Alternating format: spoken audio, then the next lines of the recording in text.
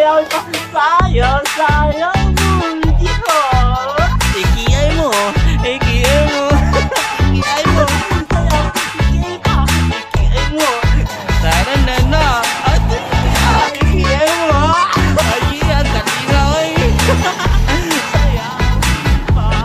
Kapan nga ba? Sayo-sayo, katawa-katawa. Ang kaya ng sounds.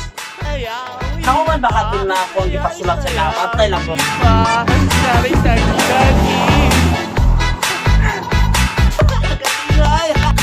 What yun di sila nagsulat ba? Class! Kabanha ninyo? Noong tamang kadiasan, nagsulat naman mi din. Ay, sorry, hindi kayo. Abi nung kamo itong banha kayo, nagsisay. Abi nakuha mo nagsulat diya ah. O sige, kung hapit na mo mga mandya o sulat, ipasa din sa akong pagkataon-taon ha. Kaya magtiwas akong hinlo ko diyan. Nainat si Sir!